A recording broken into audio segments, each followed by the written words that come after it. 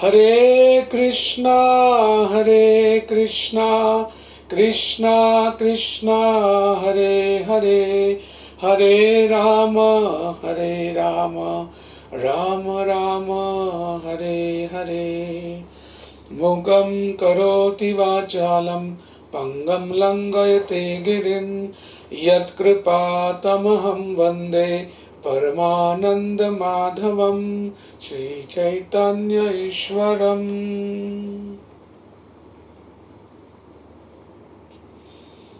आराध्य भगवान ब्रजेश तनय,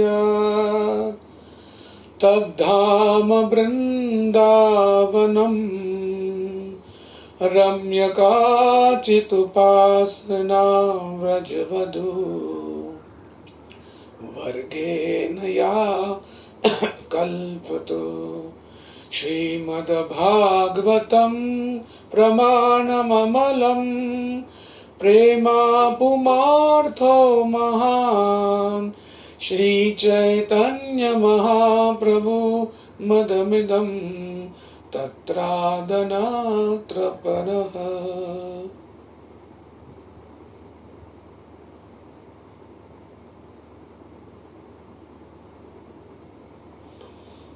हरे कृष्ण। पुनः आज के हमारे रविवार के श्रीमद् भागवतम कथामृत वर्ग में आप सभी भक्तों का बहुत बहुत हार्दिक स्वागत करते हैं। गए 3 इतवार से हम श्रीमद् भागवतम ही अप्रत्यक्ष रूप से श्रवण कर रहे थे, परंतु तीनों रविवार में महापर्व आने के कारण हम सबसे पहले अक्षय तृतीया, सीता नवमी और फिर नरसिंह चतुर्दशी ऐसे महापर्व पे हमने चर्चा की थी। सो आज हम श्रीमद् भागवतम के श्लोकों का उच्चारण करते हुए आज बहुत ही महत्वपूर्ण विषय पर आज हम चर्चा करने का प्रयास कर रहे हैं। आप सब भक्तों के चरणों में अभिवादन करते हुए प्रार्थना करता हूँ कि आप मुझ जैसे अधम जीव को, मुझ जैसे पतित जीव को आप आशीर्वाद दें, आप प्रार्थना करें ताकि मैं सही तरीके से ये श्रीमद् भागवतम कथामृत की चर्चा आपके समक्ष आपकी सेवा में कर पाऊँ, और ताकि सबसे प्रमुख उद्देश्य की मेरे हृदय का शुद्धिकरण हो। सो आप सब भक्तों का पुनः एक बार हार्दिक स्वागत। आज हम श्रीमद् भागवतम के दूसरे स्कंद के 8वें अध्याय के 3रे श्लोक की चर्चा करने वाले हैं, जहां पर परीक्षित महाराज भगवान श्री सुखदेव गोस्वामी के चरणों में प्रार्थना करते हैं। कथयस्व महाभाग यथाहमखिलात्मनि, कृष्णे निवेश निस्संज्ञ मनस्तक्षे कलेवरम्। कथयस्व महाभाग यथाहमखिलात्मनि, कृष्णे निवेश निस्संज्ञ मनस्तक्षे कलेवरम्। कथयस्व महाभाग यथाहमखिलात्मनि, कृष्णे निवेश निस्संज्ञ मनस्तक्षे कलेवरम्। कथयस्व, कृपया आगे कहे। महाभाग, हे महाभाग्यशाली। यतः, जिस प्रकार, अहम, मैं, अखिल आत्मानी, परमात्मा को, कृष्ण, भगवान श्री कृष्ण को, निवेश, स्थापित करके, निसंगम, भौतिक गुणों से मुक्त होकर, मन, त्यक्षेय, परित्याग कर सकूं, कलेवरम, शरीर का। अनुवाद अभय चरणारविंद भक्तिवेदांत स्वामी श्रील प्रभुपाद जी के द्वारा। अनुवाद हे परम भाग्यशाली श्री सुखदेव गोस्वामी जी, आप मुझे कृपा करके श्रीमद् भागवतम सुनाते रहें, जिससे मैं अपना मन परमात्मा भगवान श्री कृष्ण में स्थिर कर सकूं और इस प्रकार भौतिक गुणों से सर्वथा मुक्त होकर अपना यह शरीर त्याग सकूं। ग्रंथराज श्रीमद् भागवतम की जय। जगत गुरु श्रील प्रभुपाद की जय। सो इस श्लोक में परीक्षित महाराज सुखदेव गोस्वामी जी के चरणों में प्रार्थना कर रहे हैं। आज का विषय बहुत ही महत्वपूर्ण है। अब तक गत 3 रविवार में हमने भगवान की लीलाओं पे चर्चा की थी, परंतु आज हम विशेष करके हम साधक भक्तों के लिए उन लीलाओं में प्रवेश करने के पूर्व किस प्रकार से हमें हमारे मन की तैयारी करनी है, किस प्रकार से हमारे मन को कृष्ण भावनामृत से परिपूर्ण करना है, उस साधना के संबंध में हम आज चर्चा करने का प्रयास करने वाले हैं। क्योंकि हम सब साधक भक्त हैं और हम सभी अपने अपने स्थान पर अपने मन के उद्वेग से लड़ रहे हैं। मन को नियंत्रण करने के लिए बहुत ही प्रयास में लगे हुए हैं। परंतु आज हम चर्चा करने वाले हैं कि मन की अवस्था क्या है, क्योंकि इस श्लोक में सुखदेव गोस्वामी जी को परीक्षित महाराज कहते हैं कि मैं अपना मन भगवान श्री कृष्ण में स्थिर कर सकूं, और मेरा मन जब भगवान कृष्ण में स्थिर होगा तो मैं भौतिक गुणों से सर्वथा मुक्त होकर अपना शरीर त्याग सकूं। अर्थात शरीर को त्यागना, यही हमारे जीवन की, मनुष्य जीवन की सबसे बड़ी परीक्षा है। हम बचपन से लेके विद्यालय में और फिर महाविद्यालय में अलग अलग परीक्षाओं को हम सबने दिया है, परंतु वे सारी परीक्षा शारीरिक स्तर पर है। और यदि मनुष्य की सबसे बड़ी कोई परीक्षा है तो वो है मृत्यु के क्षण उसकी मति, उसकी गति कितनी भगवान में या भौतिक संसार में लगी रहती है। उस मति के आधार पर ही उसका रिजल्ट बनता है कि ये बंदा पास है कि ये फेल है।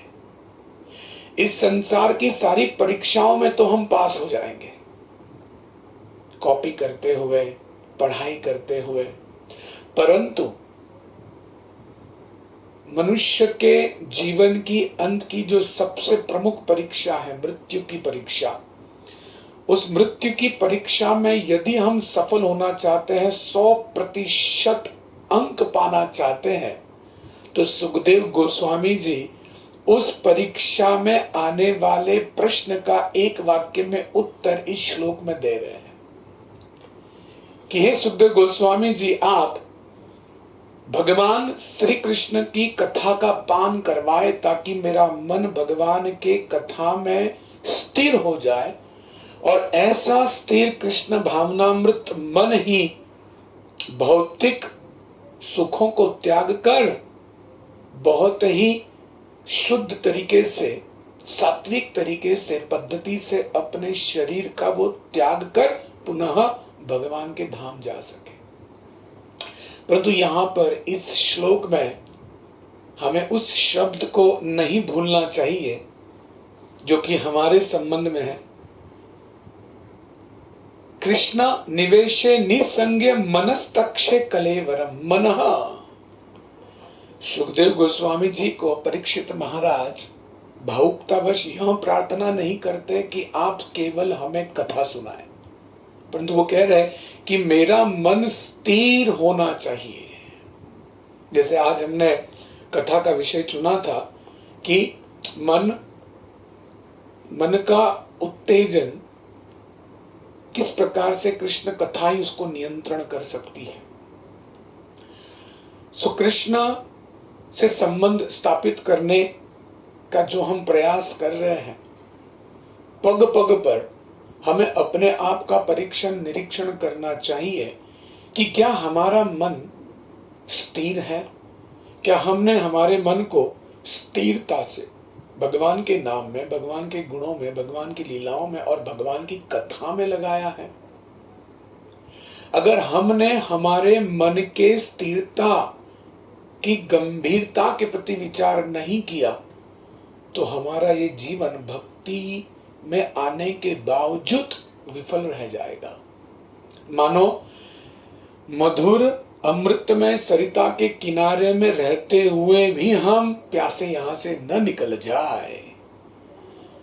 इसीलिए भगवान की कथाओं का श्रवण करने का एकमात्र उद्देश्य कि भगवान के चरणों में हमारा मन पूर्णतः स्थिर हो जाए, क्योंकि मन जब तक कृष्ण में स्थिर नहीं होगा तब तक हम भगवान के भावना को, कृष्ण भावना का अनुभव हम नहीं कर पाएंगे।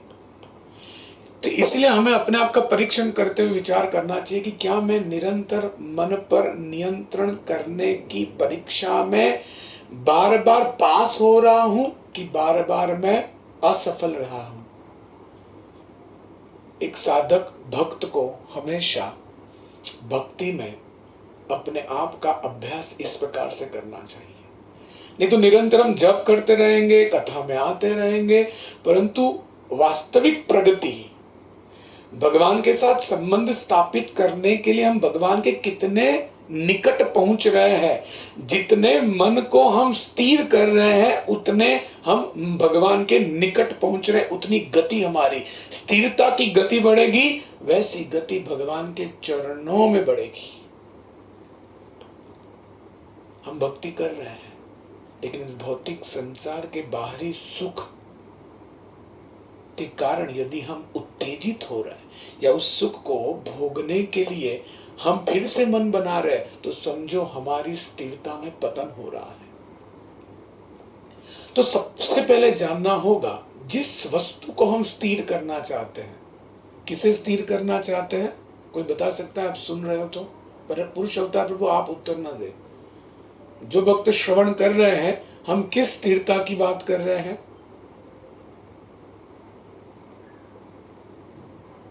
हरे कृष्णा।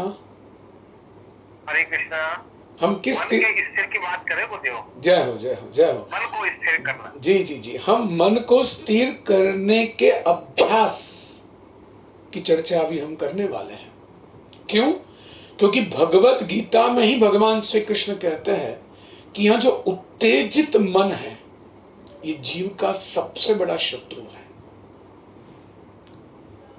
मनः एव मनुष्याणां कारणं बंध मोक्षयः बंधाय विषय संगो मुक्त निवे विषय मनः।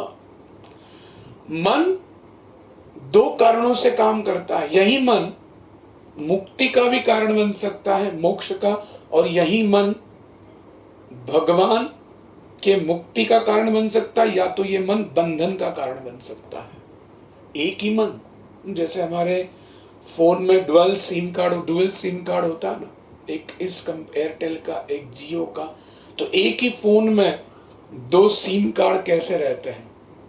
जैसे एक ही दरवाजा, आप उसी से अंदर आ सकते हैं और उसी से बाहर जा सकते हैं।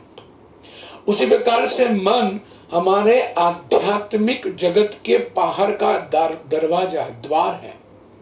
यदि इस मन में उठने वाले उद्वेग, उत्तेजना को यदि हम नियंत्रण करते, स्थिर करते हैं, तो हम सहजता से भगवान के धाम में प्रवेश करते हैं। परंतु विपरीत रूप से यदि यह मन इस भौतिक संसार के विषयों के प्रति अस्थिर रहता है, तो यही मन, वहां दरवाजा खुलकर हम उस मन से भगवान के विचारों से बाहर आते हैं। सो मन के दो फंक्शंस भगवान इस श्लोक में कह रहे हैं।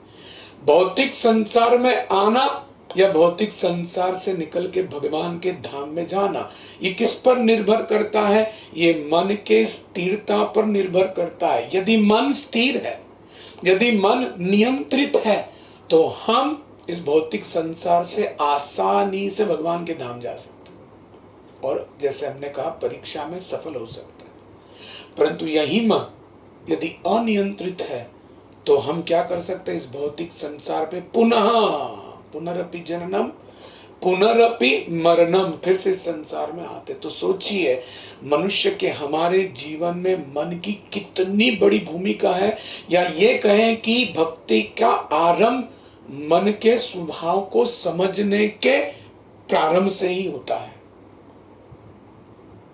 इसलिए आप देखिए हमारे पूरे वैदिक शास्त्र, हमारे पूरे वैदिक ग्रंथ में, पुराणों में, भागवतम में, उपनिषद में बार बार एक ही क्वेश्चन, बार बार प्रश्न पूछा जाता है कि मन को कैसे नियंत्रित करें, मन को कैसे स्थिर करें।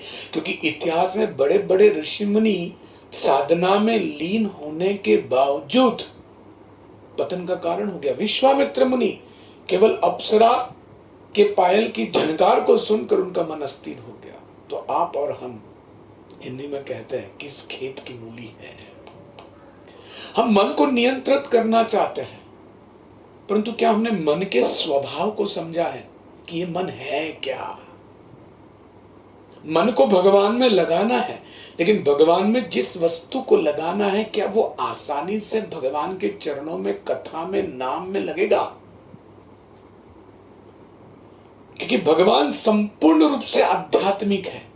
ईश्वर परम कृष्ण सच्चिदानंद विग्रह, सच्चित आनंद। भगवान पूर्ण रूप से शाश्वत है। चित, भगवान पूर्ण रूप से ज्ञान से परिपूर्ण है, और सच्चित आनंद, भगवान आनंद से ओतप्रोत है। और मन का स्वभाव अचित, निरानंद, भौतिक। भगवान संपूर्ण रूप से आध्यात्मिक है, और भौतिक संसार में रहते हुए हमारा मन पूर्ण रूप से भौतिक है।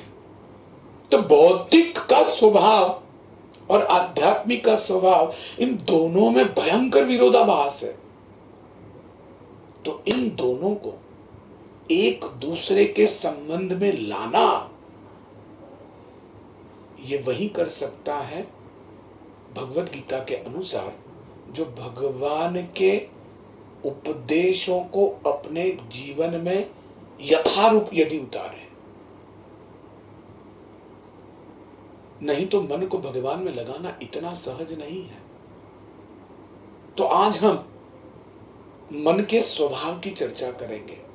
मन की 5 अवस्थाएं, 1 2 3 4 5, ये 5 अवस्थाओं को समझने के बाद हम जैसे साधक भक्त जो सही में भक्ति में प्रगति करना चाहते हैं, जो सही में अपने जीवन को आध्यात्मिक रूप से परिपूर्ण करना चाहते हैं, पहले ये तो समझे कि इस 5 स्तर पर हम कौन से लेवल पर हैं।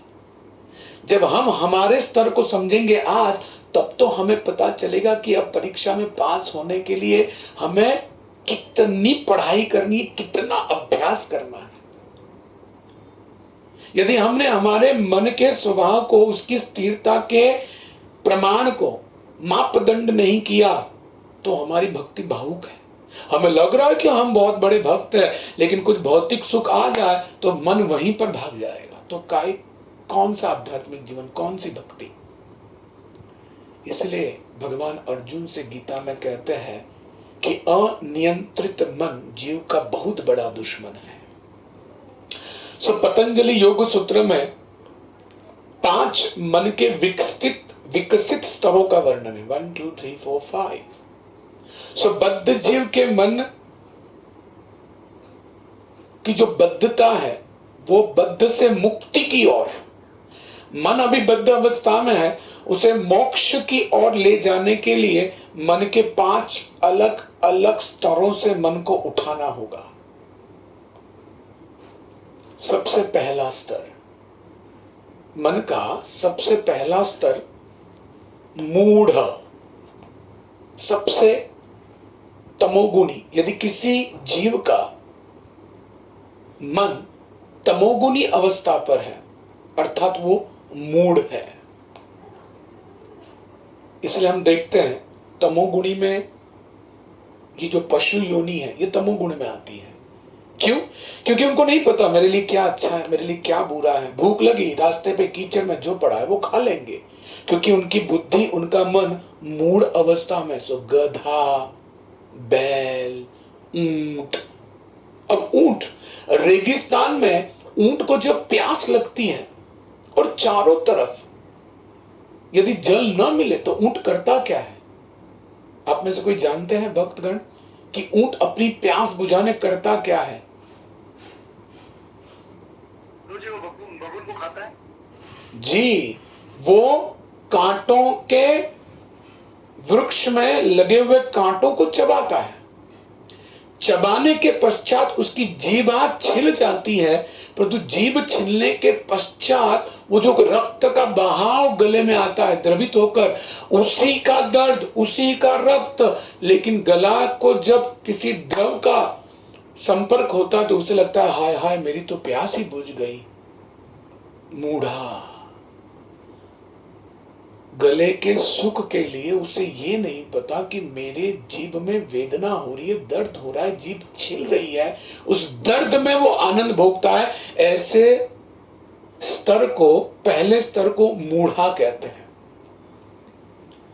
एक बार मैं हमारे प्रवचन के लिए जहां मैं जाता था, तिवारी प्रभु जानते हैं, दीवा में, तो दीवा बहुत ही रिमोट एरिया है। जब मैं जाता था 10 साल पहले, तो स्टेशन पर हमेशा ट्रेनें लेट होती थी, गर्दी कम होती थी। तो प्रवचन के पश्चात जब मैं निकला तो मैं स्टेशन पर खड़ा हुआ था, ट्रेन का इंतजार करते हुए जप कर रहा था, और अचानक जिस ट्रैक पर ट्रेन आने वाली है उसी ट्रैक पर एक गधा बीचों बीच खड़ा था। आपने देखा, गधा जब एक जगह पे खड़ा रहता है तो बाहरी रूप से आपको लगेगा कि ओहो कितना एक चित्त तपस्वी मन लगाकर बिना यहां वहां विचलित होकर किसी बड़े तत्व ज्ञानी की तरह कोई सोच में पड़ा है। यदि गधे को एक जगह खड़े रहते हुए आप देखें तो आपको बाहरी रूप से लगेगा कि क्या विचार में मग्न है, केवल एक जगह, ट्रैक के बीचों बीच। अब थोड़े समय के बाद दूर से उस ट्रैक से ट्रेन आ रही थी जिस ट्रैक पर ये खड़ा था। हुआ क्या कि लोगों को लगा कि ये गधा उस ट्रेन के नीचे आकर दुर्घटना हो जाए, तो लोग चिल्लाने लग गए, हट हट हट हट, यहां से हट हट जल्दी, और लोग पत्थर भी मारने लग गए। परंतु गधा किसी विचारों में मानो कोई बड़ा तपस्वी। जब उसे होश आया तो उसे लगा कि ये सारे प्लेटफॉर्म पे खड़े हुए लोग मेरी ओर निहार रहे हैं, मानो मैं आकर्षण का केंद्र बिंदु, I am the centre of attraction, ऐसा उसे प्रतीत हुआ। और जब लोगों ने पत्थर मारे तो वो गधा भागा, लेकिन कहां भागा? जहां से ट्रेन आ रही थी उसी की ओर भाग रहा था। इसको कहते हैं मूढ़ा। समझा? इस भौतिक संसार में आनंद को भोगने के बाद दुख का जब अनुभव होता है, सभी को होता है, तो उस दुख को भोगने के पश्चात भी हम उस आनंद की ओर भाग रहे हैं, मानो हमारी अवस्था, हमारे मन की अवस्था इस मूढ़ा की तरह है। इसलिए श्रील प्रभुपाद जी अपने प्रवचन में बहुत सा सुंदर गीत गा रहे थे। नरोत्तम दास ठाकुर का हरि हरि विफले जन्म गोनाइनो, हरि हरि विफले जन्म गोनाइनो, मनुष्य जन्म पाया राधा कृष्ण ना भाजिया, जानिया बुझिया विष खाइनो। मनुष्य जन्म पाकर यदि हम राधा कृष्ण का भजन नहीं करते और इस भौतिक संसार में अपने मन को लगा रहे, तो जान बूझकर विष खाने के समान जीवन बीता गया है। विनाश काले विपरीत बुद्धि, जानिया बुझी ना विष खाई। हम मृत्यु की ओर तीव्रता से भाग रहे, मृत्यु को गले लगा रहे, ताकि मृत्यु को गले लगाकर फिर पुनरपि जन्म और इस भौतिक संसार में दुख भोगने के लिए।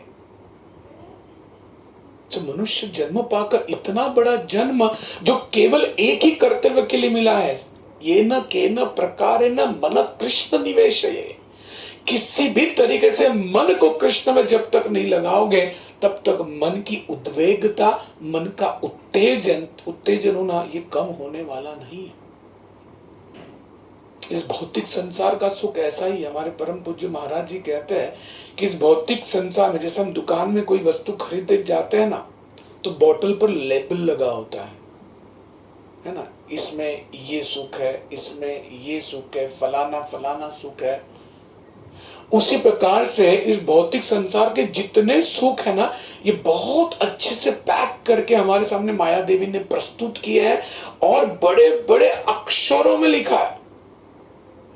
अंदर सुख दिख रहा है, परंतु भगवान ने इस भौतिक संसार में लेबल रखा है, दुखालयम अशाश्वतम। आप कुछ भी कर लो, दुख मिलने ही वाला है, और वो जो चीज आपके पास सुख देने की वो आपसे छीन ली जाएगी। इतना स्पष्ट रूप से भगवान ने लेबल लगाने के बावजूद, this is poison, don't drink, ये जहर है, इस जहर को मत पिए, भगवान भगवत गीता में कह रहे। परंतु हम इतना, हमारा मन भ्रमित अवस्था में है कि हम खरीदते भी हैं, उस बोतल को पीते भी हैं, और ऊपर से पीने के बाद लग रहा है कि मैं नहीं मरूंगा, और दूसरों को देखते भी हैं, फिर भी इस भौतिक संसार में रहना चाहते हैं। इसी को कहते हैं सिंपली मूढ़ा, मूर्ख है, मूढ़ा है। तो अभी हमें समझना चाहिए कि हमारा मन पहले स्तर पर है कि दूसरे स्तर पर। अब हम आगे आगे स्तर पर जाएंगे, है कि नहीं। भक्ति सिद्धांत सरित ठाकुर, हमारे परम गुरु महाराज श्रील प्रभुपाद जी के गुरु महाराज, बहुत सुंदर उदाहरण देते हैं। इतना सिंपल सा उदाहरण है, परंतु यदि इस उदाहरण को बहुत ही गहराई से देखें तो पता चलेगा कि हम एक्चुअली मूर्ख हैं। इस कथा का नाम है सबसे बड़ा मूर्ख। एक बार एक राजा ने अपने पूरे नगर में ढिंडोरा पिटवाया कि मुझे, मेरे दरबार में तो हर प्रकार के उच्च स्तर के गुणों के मंत्री है, परंतु मुझे ना एक सबसे बड़ा मूर्ख व्यक्ति चाहिए। और राजा खोजने निकला, क्योंकि उसको पता है कि सबसे बड़ा मूर्ख की नौकरी अगर मैं किसी को दूं तो सब भाग भाग कर आएंगे। क्योंकि राजा ने क्या ऑफर दिया था कि ऐसा सबसे बड़ा मूर्ख यदि मेरे पास रहेगा तो मैं उसे खाना पीना रहना सब कुछ मुफ्त में दूंगा जीवन भर। राजा खुद खोजने निकला। एक चौराहे पर एक मूर्ख सा व्यक्ति बैठा हुआ था। राजा ने उसे कहा कि मेरे पास काम करोगे तुम्हें जो सुख चाहिए वो दूंगा। तो उसने कहा जाइए, समय नहीं है मेरे पास। राजा समझ गया यही सबसे बड़ा मूर्ख है। राजा घसीटते उसे अपने राज्य ले गया और उसको दम दांत करके चिल्ला कर कहा, डांट कर कि बस तुझे मेरे साथ ही रहना, नहीं तो फांसी में लटका दूंगा। डर के मारे राजा के साथ ही रहता पागल की तरह। और राजा उससे देखकर बहुत खुश होता कि चलो मेरे दरबार में हर प्रकार के लोग हैं, एक सबसे बड़ा मूर्ख भी है, मतलब बाकी सारे राज्यों के राजा से मैं सबसे अलग राजा हूं। अब राजा को इस मूर्ख से प्रेम भी हो गया, रोज उठते बैठते ये राजा की सेवा भी करने लग गया। अब हुआ यूं कि कुछ वर्षों के पश्चात राजा का अंतिम समय आ गया। बेड पर लेटे हुए थे, शरीर त्यागने वाले थे। सभी पूछ रहे थे कि आपकी आखिरी इच्छा क्या है, आपकी आखिरी इच्छा क्या है। तो राजा ने कहा उस मेरे प्रिय मूर्ख मूढ़ा नौकर को ले आओ। उसे ले आए। राजा ने उसके हाथ में एक डंडा दिया था कि इस डंडे को हमेशा अपने साथ रखना। वो डंडा लेकर राजा के सामने खड़ा हो गया। राजा ने निहारते उसे कहा कि जा रहा हूं मैं, तुमने मेरी बहुत अच्छी सेवा की। तो इसे तो मूर्ख था। इस मूर्ख ने कहा कि कहां जा रहे हो आप? उसने कहा मैं ऐसे स्थान पर जा रहा हूं जहां से कोई वापस नहीं आता। अच्छा, तो आपको रास्ते में भूख लगेगी, कुछ खाना बांध के तो ले जाइए। उसने कहा अबे तू तो मूर्ख ही है, वहां खाना तक नहीं ले जा सकते। फिर मूर्ख सोचने लग गया, अरे तो महाराज जी अपने साथ कुछ धन ऐश्वर्य तो ले जाइए। उसने कहा ये भी नहीं ले जा सकते, तू तो सच्चा मूर्ख है। तो सब कुछ उस मूर्ख ने कह दिया। तब उसने कहा, तो राजा मैं क्या करूं, अब आप तो चले जाओगे, मैं चला जाऊं यहां से? तो राजा ने कहा, मेरी इच्छा है कि मैं चला जाने के बाद तो ये वाला डंडा ऐसे व्यक्ति को देना जो तुझसे भी ज्यादा मूर्ख हो। तो पता है आपने, राजा ने, उस मूर्ख ने क्या किया होगा? शायद आपने एक कथा सुनी होगी। किसे पता है इस मूर्ख ने क्या किया? हरे कृष्णा। इसके पहले नहीं सुना प्रभु जी। इस मूर्ख ने 1 मिनट के लिए सोचा और सोचा कि राजा चाहता है कि मैं ये डंडा उसके हाथ में दूं जो मुझसे भी अधिक मूर्ख है। तो वो डंडा उठाकर उसने राजा के हाथ में दे दिया। राजा क्रोधित हो गया। राजा ने कहा, मरते वक्त इस प्रकार का व्यवहार कर रहे हो, मैं मूर्ख हूं? तो उस मूर्ख ने कहा, हाँ आप ही तो सबसे बड़े मूर्ख हो। अभी आपने क्या कहा कि आप ऐसे जगह जा रहे हो जहां पर कोई चीज ले नहीं जा सकते, तो पूरा जीवन आपने ये सब जमा क्यों किया? जब आपको पता है कि जाते वक्त खाना भी नहीं ले जा सकते भोजन, तो पूरा जीवन आपने केवल सुबह दोपहर शाम केवल भोजन खाने में समय बिताया। जब आपको पता है कि वहां पर धन भी नहीं ले जा सकते, धन कोई काम नहीं आएगा, तो पूरा जीवन आपने अपना धन कमाने में लगा दिया। और आपको ये भी पता है कि आप जाने वाले हो, तो उसकी तैयारी आपने नहीं की, तो आप हुए ना सबसे बड़े मूर्ख। ये और किसी की कथा नहीं प्यारे भक्तों, ये हमारी कथा है कि नहीं? कितना सुंदर उदाहरण है। जब मैं आज से कुछ 25-26 साल पहले, 30 साल पहले इस्कॉन से जुड़ा, तो ये 2 कथाएं और एक कथा ये मैंने सुनी थी पहली बार 1993 में प्रवचन में, और दिल को छू गई कि हम क्या कर रहे हैं, हम यही कर रहे हैं। हमें पता है कि सब कुछ त्यागना है, उसके बावजूद बटोर रहे है ना मूढ़ा? ये हमारी पहली अवस्था है। जैसे सिगरेट पर लिखा होता है, cigarette smoking is injurious to health, फिर भी फूंक फूंक कर क्यों पीते हैं? क्योंकि उनके मन की अवस्था मूढ़ा पर है। एक अमेरिका में ऐसा नियम है कि यदि आप कोई इस प्रकार का विज्ञापन टीवी पर दिखाते हो, तो पहले उस विज्ञापन, उस प्रोडक्ट, उस उत्पादन का उसका जो साइड इफेक्ट है वो आपको पहले बताना होगा। तो एक एडवर्टाइजमेंट ऐसा मैं सुन रहा था प्रवचन में कि एक बहुत नामी सिगारेट कंपनी का विज्ञापन चल रहा था, और विज्ञापन होते होते नीचे आता था कि सिगारेट पीना स्वास्थ्य के लिए हानिकारक है, इससे ये हो सकता है, इससे ये हो सकता है, इससे कैंसर हो सकता है। सब कुछ होने के बाद वो जो हैंडसम लड़का था जो विज्ञापन कर रहा था, ये सब कुछ होने के बाद अंत में वो आता है, फिर से सिगारेट की चुस्की भरता है और लास्ट में कहता है, हू केयर्स, अर्थात कौन परवाह करता है इसकी, पियो और जियो। यह है मूढ़ा, है कि नहीं? इस संसार में भी यदि आप किसी को प्रवचन दो और भगवत गीता का महात्म्य बताओ और उनके जीवन के लक्ष्य के प्रति उन्हें सतर्क करवाओ, तो क्या कहते हैं? अरे किसने देखा है कल, खाओ पियो ऐश करो। यह है मूढ़ा, है ना? ऑस्ट्रिच नाम का पक्षी आता है, एक ऑस्ट्रिच, देखा आपने? बहुत बड़ा शरीर होता है। जब उस पर कोई प्राणी आघात करता है तो अपनी चोंच को जमीन में खेदता है और अपनी आंखों को ढक कर कहता है, हाय राम मैं तो बच गया। उसका पूरा शरीर बाहर है, पर उसे लगता है मैं बच गया। यह है मूढ़ा अवस्था। महाभारत में एक बार जब विदुर जी धृतराष्ट्र को कृष्ण कथा सुना रहे थे बातों ही बातों में, तो धृतराष्ट्र बहुत प्रसन्न हुए और धृतराष्ट्र ने कहा, रोको रोको विदुर जी, कथा रोको। हमें तो लगा ये कृष्ण कोई साधारण है, लेकिन आप कृष्ण की इतनी अच्छी अच्छी बातें कर रहे हो, रोकिए और दुर्योधन को बुलाइए। दुर्योधन को बुलाया गया। वो चाहते थे कि दुर्योधन भी सुने। अब विदुर जी ने कथा कर दी, लेकिन कथा के पश्चात जब धृतराष्ट्र जी ने पूछा, पुत्र दुर्योधन सुना तुमने? और दुर्योधन ने क्या रिप्लाई कहा? जानामि अहम धर्म कि पिताश्री मैं धर्म को जानता हूं, मैं सब कुछ जानता हूं, मैं ये भी जानता हूं कि मधुसूदन कौन है, फिर भी मैं इस कृष्ण ग्वाले के चरणों में अपना मस्तक नहीं टेकाऊंगा। दिस इज कॉल्ड मूढ़ा। यह है पहला स्तर। यदि किसी जीव का मन मूढ़ा अवस्था में होता है तो देखते हुए भी वो अग्नि को गले लगाकर उसे भोग करना चाहता है। यदि हम भी इस भौतिक संसार में सोफिस्टिकेटेड लाइफ जीना चाहते हैं, अर्थात हम सुविधापूर्ण जीवन जीना चाहते हैं, ये पता होकर के हम मरने वाले हैं, तो समझिए हमारे मन की अवस्था उस मूढ़ा स्तर पर है। यह है फर्स्ट लेवल ऑफ माइंड।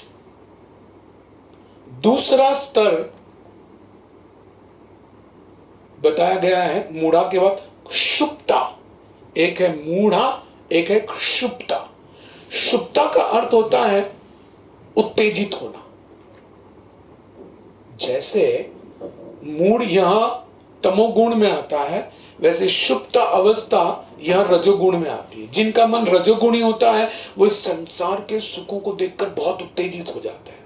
उन्हें पता है कि ये गलत है, लेकिन वो नियंत्रण नहीं कर पाते और वे उत्तेजित हो जाते हैं। श्रील प्रहलाद महाराज भगवान नरसिंहदेव के चरणों में प्रार्थना करते हुए इसका उदाहरण देते हैं कि मन कैसे उत्तेजित होता है। वहां पर वो खुजली का उदाहरण देते हैं, है ना।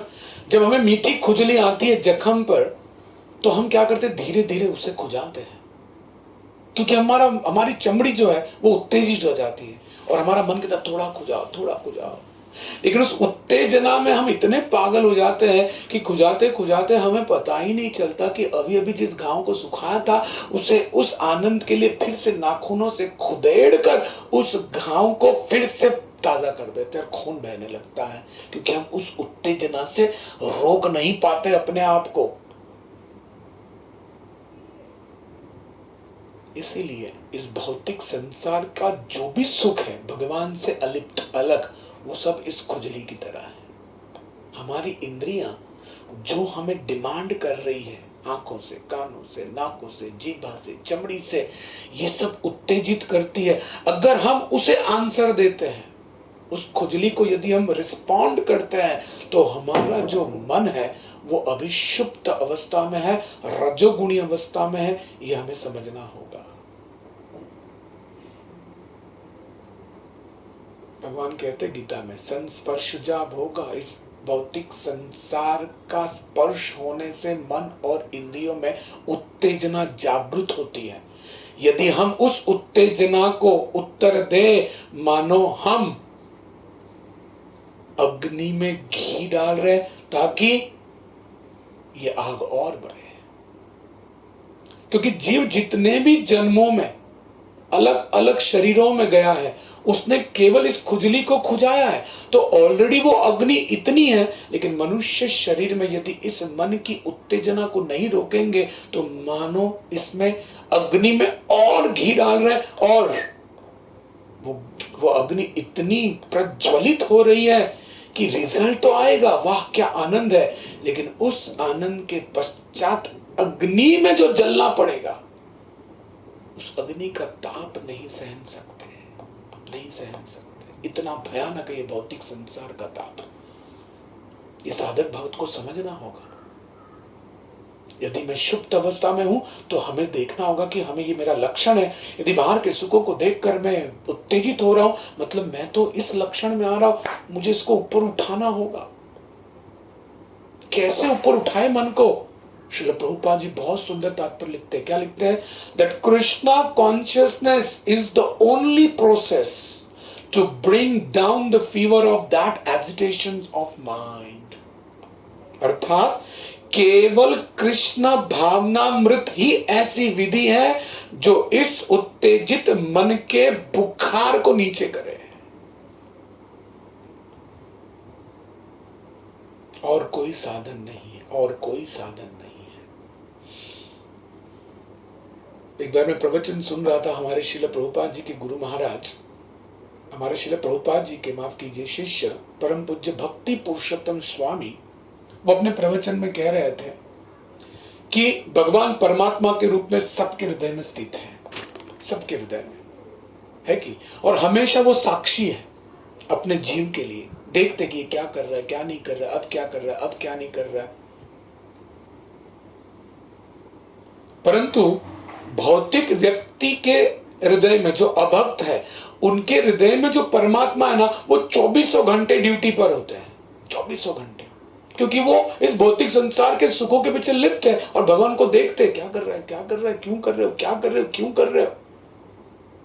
लेकिन भक्त जो होते हैं, उस भक्तों के हृदय में जो परमात्मा है ना, वो आराम से रहते हैं। क्यों?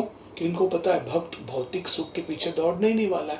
इसलिए वो कोट करते हैं एक भजन, तोमार हृदय सदा गोविंद विश्राम। है महान आचार्य वैष्णवगण, आपके हृदय के जो भगवान है वो हमेशा आराम करते, क्योंकि वो ड्यूटी पे ही, उनको पता है कुछ करने ही नहीं वाला। लेकिन जिस जीव का मन उत्तेजित सुप्त अवस्था में होता है, भगवान हमेशा अलर्ट रहते कि अब ये क्या करने वाला है। क्यों होता है मन उत्तेजित? भगवान इसका कारण बताते हैं। ध्यायतो विषयान पुंसा संगास्तेषुपजायते, संगा जायते काम, काम क्रोधात् विजायते, क्रोधात् भवति सम्मोहा, सम्मोहा स्मृति विभ्रम, स्मृति भ्रंशात् बुद्धिनाशो, बुद्धिनाशात् प्रणश्यति। इस प्रकार से अभ्यास करना होगा भगवद गीता का, यदि कृष्ण भावनाओं को हृदय में जागृत करते बढ़ाना हो तो।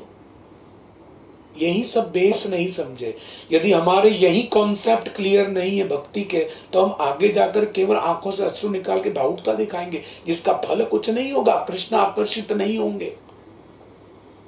हम कितनी भी कथाएं में चले जाए, हम कितना भी श्रवण करें, लेकिन जब तक श्रवण करने के पश्चात हमने अपनी स्थिति को नहीं समझा, हम 6 दिन भागवत कथा में जा रहे हैं, लेकिन कथा को सुनने के पश्चात हमें ऐसा अनुभव होता है, अरे मेरी मति, मेरी गति कितनी पतित है, मैं कितना गिरा हुआ हूं, मुझे क्या कहां पहुंचना है भगवान। अगर ये नहीं है तो केवल हम भावुकता दिखा रहे, दुनिया के सामने ढोंग कर रहे हैं भक्ति का।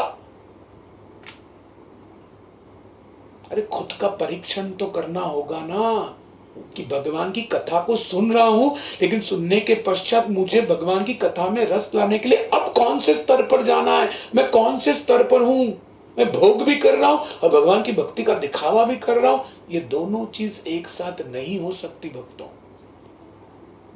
भगवान कहते ध्यायतो विषयान पुंसा, जब हम विषयों का विषय का ध्यान करते हैं, संगात जायते काम, जब इंद्रिय विषयों का चिंतन करते, अच्छा मुझे खाने मिलेगा, अब मैं खाऊंगा, मैं कब से इंतजार कर रहा हूं, और भगवान का भोग लगे बिना खा रहे हो, कुछ भी खा रहे हो, तो एक छोटा सा भौतिक चीज आपके अंदर इतना जहर घोल देगा कि हम सोच भी नहीं सकते, मन और उत्तेजित हो जाएगा। हमें अपने आप को ट्रेन करना होगा, प्रशिक्षित होना होगा हर क्षण।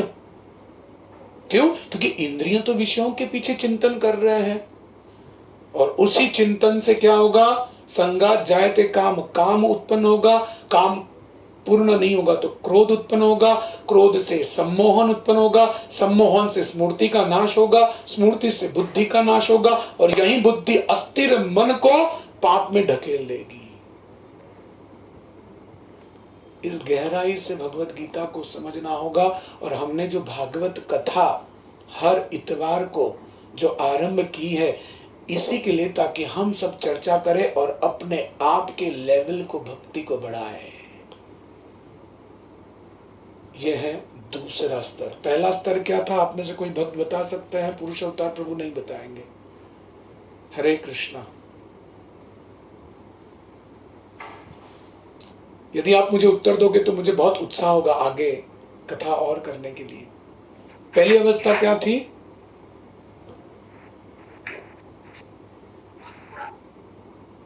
पहली अवस्था मूढ़ा, दूसरी अवस्था शुप्ता, अब तीसरी अवस्था की ओर बढ़ रहा है। मूढ़ा मतलब जिसे पता ही नहीं जीवन क्या है, उसके ऊपर। शुप्ता मतलब पता है, ये भौतिक चीज है, फिर भी उसे भोगने की उत्तेजित मन होना, यह शुभता। तीसरा अवस्था है मूढ़ा, शुभता और विषुप्ता, ये तीसरी अवस्था है। सो मूढ़ा अवस्था तमोगुण के अधीन, यदि तमोगुण का प्रभाव हो तो मन मूढ़ा में चला जाता है, यदि रजोगुण का प्रभाव हो तो मन सुप्त अवस्था में चला जाता है, और यदि रजोगुण और थोड़ा सा सतोगुण का स्पर्श हो जाए तो हमारा जो मन है वो विक्षुप्त अवस्था में हो जाता है, जहां पे मन विचलित होता है। उत्तेजित होना अलग और विचलित होना अलग। क्यों मन इतना विचलित होता है? क्योंकि मन का अट्रैक्शन कहीं और लगा है, इसलिए कृष्ण से डिस्ट्रैक्शन हो जाता है। सिंपल। भगवान से अट्रैक्शन होगा तो बाहर के संसार से डिस्ट्रैक्शन होगा, और बाहर के संसार से यदि आकर्षण होगा तो यहां पर मन विचलित होगा। इसलिए भक्ति में आने के बाद कई वर्षों तक हमारे मन में यही प्रश्न होता है कि हमारा मन इतना विचलित क्यों है? क्यों विचलित है हमारा मन? हमें सोचना चाहिए कि सूक्ष्म अवस्थाओं में अंदर हमारे मन में क्या चल रहा है। अब विक्षुप्त अवस्था में मन क्या करता है? जो चीज मन को मना करे ना, वही वो सोचता है ना। एक बार इसको समझते हैं उदाहरण के द्वारा। एक व्यक्ति एक साधु जी के पास आए और उन्होंने कहा कि आप मुझे भगवान दिखाइए। तो साधु जी ने कहा एक काम कीजिए, आप अपने पहले मन को नियंत्रित कीजिए, मैं आपको भगवान के दर्शन कराऊंगा। उसने कहा अरे मेरा मन तो नियंत्रित है, मैं कई वर्षों से अभ्यास करता हूं। उन्होंने कहा ठीक है, 7 दिन मैं जो अभ्यास दे रहा हूं वो कीजिए, जाइए घर पे। और कहा कि ये 7 दिन केवल आपको एक चीज करनी है। क्या करनी है? आपको ना चिंपांजी नामक बंदर के बारे में चिंतन नहीं करना है। उसे तो सहज है। वो व्यक्ति 7 दिन अपने घर गए। 7 दिन के बाद जब आए साधु जी से मिलने, तो साधु जी ने पूछा और कैसा रहा आपका अभ्यास? उसका चेहरा कुछ अजीब था और उसने कहा कि जिस क्षण से मैं यहां से घर गया, आपका आश्रम छोड़ा, तब से लेके अब तक मैं केवल चिंपांजी क्या खाता होगा, क्या पीता होगा, क्या उठता होगा, क्या करता होगा, इसी के बारे में सोच रहा हूं। उन्होंने कहा अब एक काम कीजिए, अभी आप क्या कीजिए, केवल चिंपांजी के बारे में सोचिए और कुछ मत सोचिए। तो जो मन को करने कहते हैं वो मन नहीं करता, जो मन को नहीं करने कहते हैं वो मन करता है। जैसे बच्चे होते हैं ना, उनको वो फैन, फिरते हुए फैन में हाथ डालना है उनको, आप मना करो तो भी वो हाथ, क्योंकि उनका मन जो है वो कहां पर है? विक्षुप्त अवस्था में है। एक प्रवचन में मैं सुन रहा था, एक प्रभु जी अपना उदाहरण प्रस्तुत कर रहे थे, प्रवचन में बता रहे थे कि मैं भगवान राधा गोपीनाथ जी का दर्शन कर रहा था इतवार के दिन, रविवार के दिन, और उस वक्त भगवान ने बहुत ही सुंदर पिंकिश गुलाबी रंग के वस्त्र पहने हुए थे। और धीरे धीरे मैं दर्शन कर रहा था। पहले भगवान के चरण कमल को देखा, चरण कमल को देखते देखते मैं ऊपर की ओर भगवान के घुटनों की ओर और सुंदर भगवान की जांघ और भगवान के सुंदर वस्त्र देख रहा था। जैसे ही मैंने उस वस्त्र के रंग को देखा, मेरा मन ने कहा oh what a pink colour, कितना सुंदर यहाँ गुलाबी रंग है। और तुरंत ओ ऐसा ही गुलाबी रंग का शर्ट मेरे कबर्ड में है और मेरे कपाट में वो शर्ट है। वो शर्ट मैंने कहाँ से लिया था? वो शर्ट तो मैंने उस दुकान से खरीदा था। क्यों खरीदा था? अच्छा दिवाली का उत्सव था, दिवाली में मुझे कपड़े चाहिए थे, पत्नी ने कहा था पिंक कपड़े नहीं है, ओ पिंक। अच्छा मैंने, मतलब बाहर से भगवान का दर्शन कर रहे, लेकिन वो शर्ट कितने का? ओ डिस्काउंट में था, कितने में लिया था, कौन से कंपनी का था, ओ अब वो पढ़ा, उस पर मैंने कौन से, बस मन जा रहा है। इसको कहते हैं विक्षेप। कहीं और आकर्षण है तो यहां पर भगवान से मन विचलित हो रहा है। हमारा हो रहा है? हरे कृष्णा। आप में से कई भक्त उत्तर दे, हमारा हो रहा है कि नहीं हो रहा है? ये जो बता रहे हो ये सचमुच होता है ऐसा? जी जी जी, क्योंकि मन विक्षेपित स्तर पर है अभी। हमें तो सोचिए, ये सब सुनने के बाद हमें बार बार ये सुनना चाहिए ताकि हमें पता चले कि हम भक्ति के कौन से स्तर पर है और कहां हमें जाना है। क्यों ऐसा होता है? कृष्ण कहते हैं, चंचल ही मन कृष्ण प्रमादी बल दृढ़म तस्याहम निग्रमम मन्ये वायोरपि सदृष्टितम। भगवान अर्जुन कृष्ण को कह रहे हैं कि भगवान, मेरा मन इतना रेस्टलेस, अस्थिर है। केवल अस्थिर नहीं, प्रमादी, इतना उच्छृंखल, इतना उत्तेजित होता है कि क्या बताऊं आपको भगवान, है ना। जैसे उदाहरण के तौर पर यदि प्रवचन चल रहा है और कोई छोटा सा बालक बार बार बीच में से चंचल मन की तरह भाग दौड़ कर रहा है, तो उसको तो नियंत्रित कर सकते हैं, इधर बैठ चुपचाप, डांट कर। लेकिन सोचो, प्रवचन के बीच अगर कोई बड़ा व्यक्ति 30-40 साल का पागल की तरह घूम रहा है, तो सोचिए क्या हम बोलेंगे? अरे उसका तो मन चंचल है, चलता है। नहीं, लेवल बता रहे अर्जुन जी, बालक की तरह मन चंचल नहीं है, उससे भी ऊपर एक बड़े परिपक्व व्यक्ति की तरह, पागल व्यक्ति की तरह। और उसमें भी यदि पागल हाथी आ जाए, क्या हम पागल हाथी पे नियंत्रण कर सकते हैं? अरे पागल हाथी पे नियंत्रित करने वाला माहूत भी हार मान जाता है जब हाथी पागल हो जाता है। तो अर्जुन भगवान से कहते हैं कि हे भगवान, मेरा मन तो चंचल है, अधीर। केवल चंचल नहीं, मेरा मन प्रमादी है। केवल प्रमादी नहीं, ये इतना बलवान है, दृढ़, हटीला और जिद है, मानने को ही तैयार नहीं। फिर क्या कहते हैं अर्जुन? वायुरपि दुष्कृतम, मैं एक बार ये बहती हुई वायु को रोक सकता हूं भगवान, लेकिन मैं मेरे मन को नहीं रोक सकता, क्या करूं? विक्षुब्ध अवस्था। क्या अभी कभी हमने सोचा है कि जब अर्जुन यह प्रश्न पूछ सकते, जिनके समक्ष भगवान साक्षात विराजमान दर्शन दे रहे हैं, और अर्जुन जो कि प्रगाढ़ भगवान के साख्य रूप का, साख्य भाव का भक्त यदि कह रहा है, तो फिर हमें सोचना चाहिए कि हमें हमारी साधना को कितना तीव्र करना होगा। फिर भगवान उत्तर देते हैं, भगवान वाच असंशयम महाभावो मनो दुनिग्रह चंचल। हे महाभाव अर्जुन, हे महाबली अर्जुन, तुम जो कह रहे हो सच है। देखो भगवान यहां पे सैंक्शन दे रहे हैं, भगवान सर्टिफिकेट दे रहे हैं। बस हमें केवल भगवान की लीलाओं को सुनना है, हमको केवल भागवत कथा सुननी है, हमको 7-7 दिन भागवत में जाना है। अरे लेकिन मन का क्या? हमारे मन की स्टडी की है?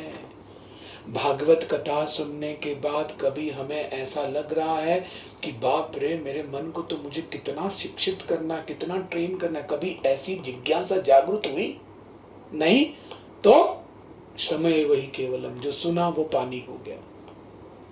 इसीलिए अवैष्णव मुखोद्गीनम पूतम हरिकथामृतम श्रवणम एव कर्तव्यम सर्प उच्छिष्टो यथापयः।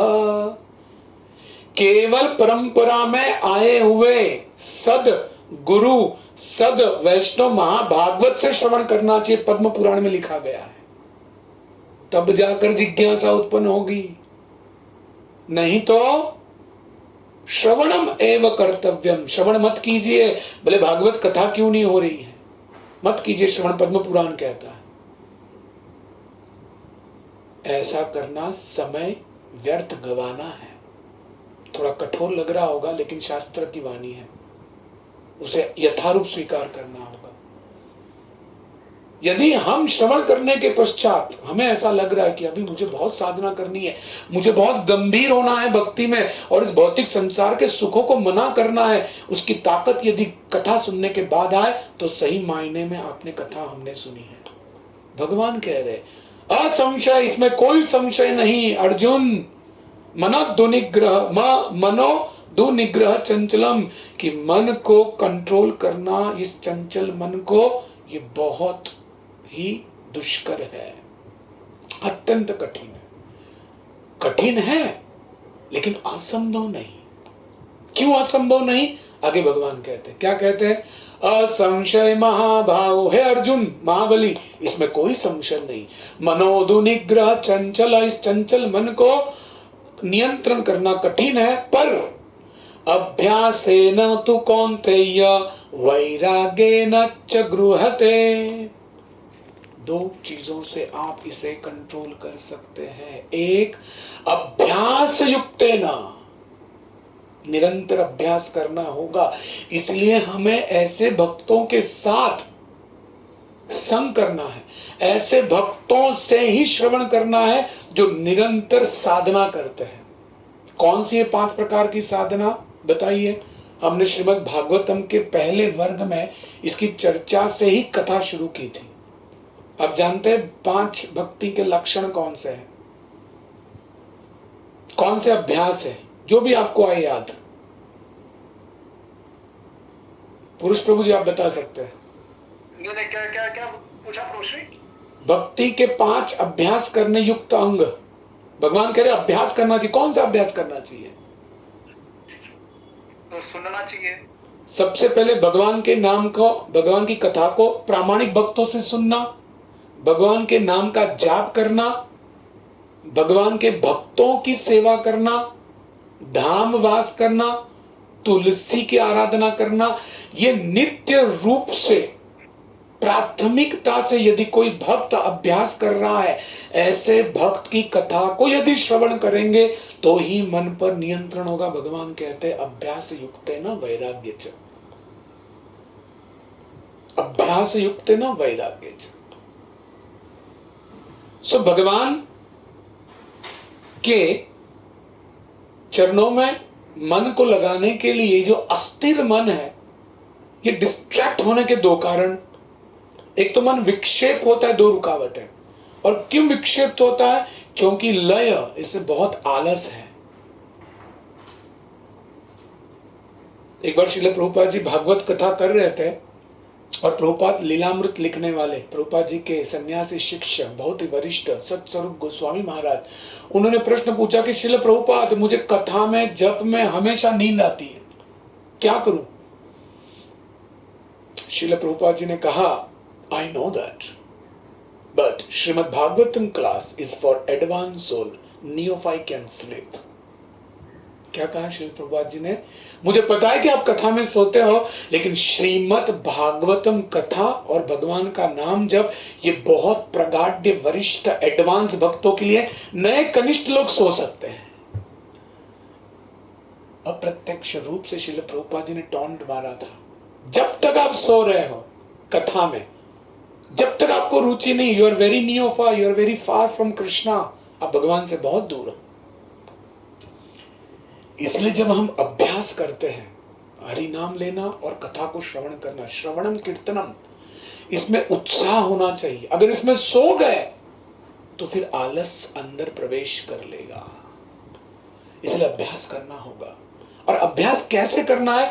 जो प्रगाढ़ अभ्यास करते हैं उनसे सुनना, उनके साथ रहना, उनके गाइडलाइन पे अपना जीवन बिताना, तब उनके अभ्यास की कृपा हमारे अभ्यास में आएगी।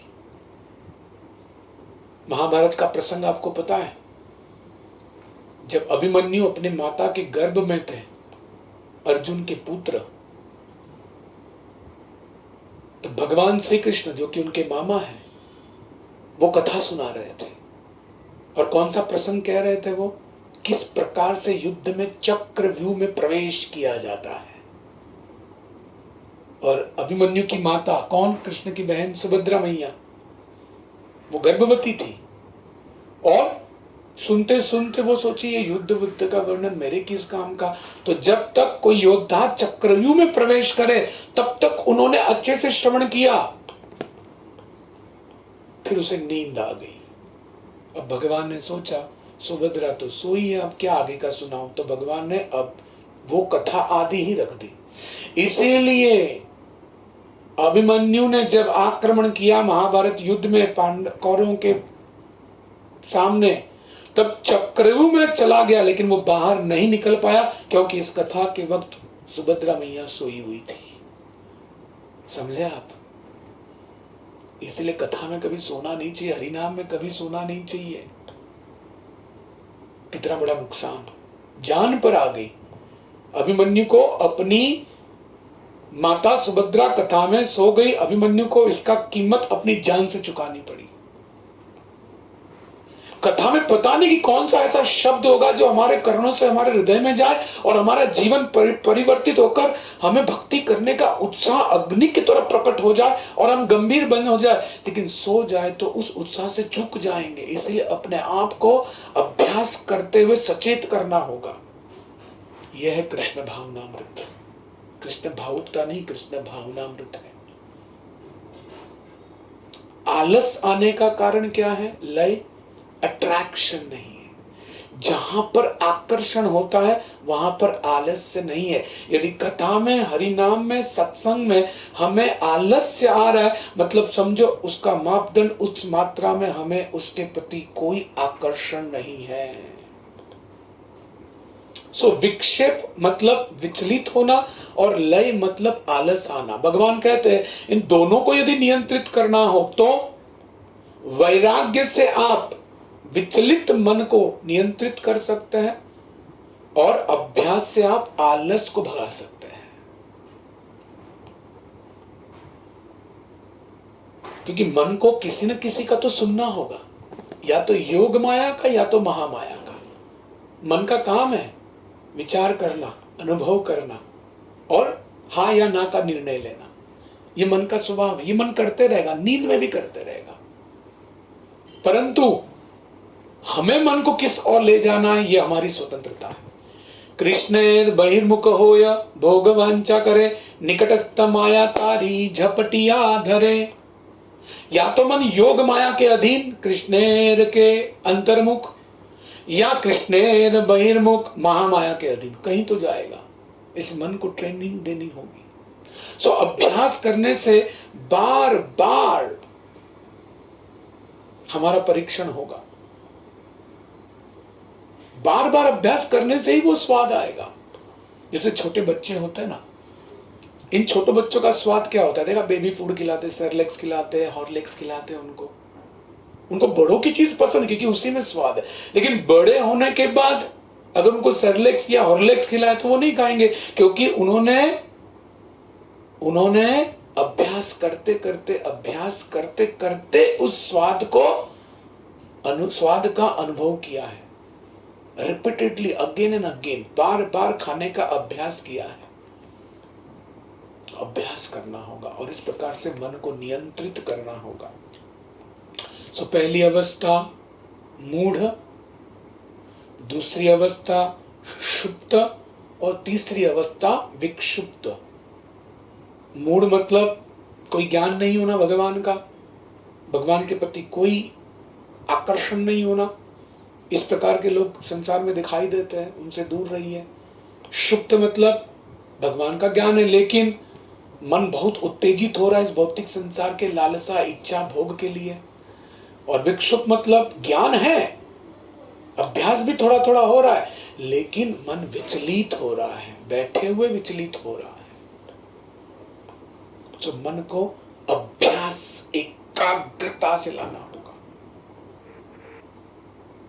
अब एकाग्रता कैसे आएगी, कंसंट्रेशन कैसे बढ़ेगा? या तो भय से या तो आशा से। मन को एकाग्र करना हो तो पहले हेल्दी फियर होना होगा। प्रभुपाद जी लिखते हैं कि मुझे दो चीजों का बड़ा दुख है। सोचो, पूरे विश्व में प्रचार करने वाले जगत गुरु श्रील प्रभुपाद कहते हैं मुझे दो वस्तुओं का बहुत दुख है। एक, दिन रात एक करके मैंने ये मेरी पुस्तकें लिखी है, मेरे शिष्यगण, मेरे अनुयायी इस पुस्तकों को नहीं पढ़ते, नियमित रूप से अभ्यास नहीं करते, ये मुझे दुख है। और दूसरा दुख, that my followers are not having enough fear of माया। मेरे भक्तगण माया से डरते नहीं हैं। ऐसे बोलने के लिए सहज है, कृष्ण भक्त बिंदास माया के दास उदास, लेकिन वो स्तर है कृष्ण भक्त का, तब वो कहना ठीक है, लेकिन हम उस अवस्था में नहीं है। भजऊ रे मन श्रीनंद नंदन अभय चरणारविंद रे। तब वो मन अभय हो जाएगा। लेकिन अभी हमें थोड़ा भयभीत होना होगा, माया से डरना होगा। एक व्यक्ति, एक नागरिक राजा के पास शिकायत लेकर आया। ये बहुत सुंदर उदाहरण है नीति शास्त्र में। क्या शिकायत लेकर आया कि महाराज, मेरे आसपास, मेरे अड़ोस पास आपके जितने भी राज्य के नागरिक हैं, ये सब मुझे रोज चिढ़ाते हैं, मेरे बारे में अपशब्द कहते हैं, क्या करूं मैं? आप मुझे न्याय दो, मैं सुन सुनकर तंग आ चुका हूं। राजा ने कहा, अच्छा ठीक है, मैं तुम्हें एक कार्य सौंपता हूं, इस कार्य को यदि तुम करोगे तो मैं तुम्हें न्याय दूंगा। राजा ने क्या कहा? राजा ने उसके हाथ में एक बर्तन दिया जो लबालब घी से भरा हुआ था, तेल से भरा हुआ था, घी से नहीं। और राजा ने कहा, पूरे राज्य में दुकान दुकान, गली गली, हर जगह पर तुम्हें ये बर्तन लेकर चलना है। यदि इनमें से एक बूंद भी नीचे गिरेगी तो तुम्हारे पीछे जो बलाढ्य दो तलवार लेकर सैनिक खड़े हैं, वो तुम्हारा गला तुम्हारे धड़ से काट देंगे, निकल जाइए यहां से। अब ये नागरिक बहुत डर गया। राजा की आज्ञा थी, राजा की आज्ञा लेते ही वह बाहर निकला भयभीत होकर। अब राजा ने उसके पहले ही घोषणा कर दी कि ये व्यक्ति जब रास्ते से निकलेगा तो तुम क्या करना, दुकान वाले, घर वाले, बाहर वाले, सभी इसको आज से जितना नहीं कहा उतना बुरा कहेंगे। ये से पता नहीं था, चलने लग गया, पूरा ध्यान भयभीत होकर, मन उसका कटोरे बर्तन पे था जिस पर एक बूंद भी तेल न गिरे। चलते चलते चलते चलते निकला, बढ़ता गया, दुकान, गली, मोहल्ले, सब जगह पर। और बगल के जितने भी, बगल में जो दो सैनिक थे, बार बार तलवार की धार का आवाज उसको डरा रहे थे। और घूम के शाम को वो आया। जब राजा के समक्ष खड़ा हुआ तब राजा ने उससे पूछा, और बताइए, आज पूरे राज्य में तुम घूमे, हर गली हर मोहल्ले में घूमे, क्या एक भी किसी व्यक्ति ने तुम्हारे संबंध में अपशब्द कहे? उसने कहा, नहीं, आज तो किसी ने भी चमत्कार हो गया, आज तो किसी ने कोई दुर्व्यवहार नहीं किया मेरे साथ।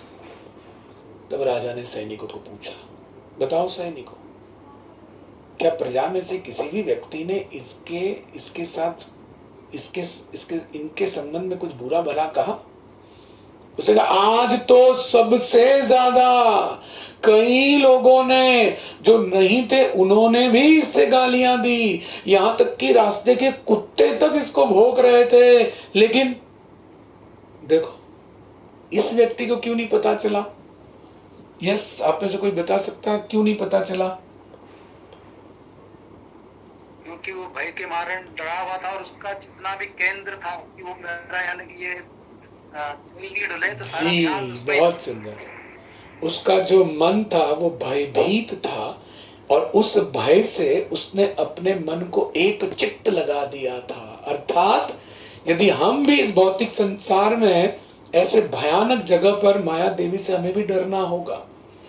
हमें ये नहीं सोचना होगा कि हम तो कृष्ण के भक्त हैं, इसलिए हम कंसंट्रेशन से बाहर गिर जाते हैं क्योंकि हम भयभीत नहीं हैं। हेल्दी फियर जिसको कहते हैं, एक ऐसा भय जो हमें कृष्ण के नजदीक ले जाएगा, तो हम हमारे मन को एक चित्त कर सकते हैं। और दूसरा, एक भय से, और दूसरा आशा, होप्स। जैसे इसका भी सुंदर उदाहरण देते समझाने के लिए कि एक विवाहित स्त्री थी जिसका संबंध किसी पराये पुरुष से था। अपने घर का सारा कार्य करने के बाद उसके मन में एक ही चिंता थी, कब मिलूं, मेरे प्रेमी से कब मिलूं, मेरे प्रेमी से कब मिलूं। अपने घर के पति के सारे काम को निपटाकर वो जो घर से भागी, तपती धूप में जंगलों के रास्ते से भागी ताकि वो जल्द से जल्द पहुंच जाए।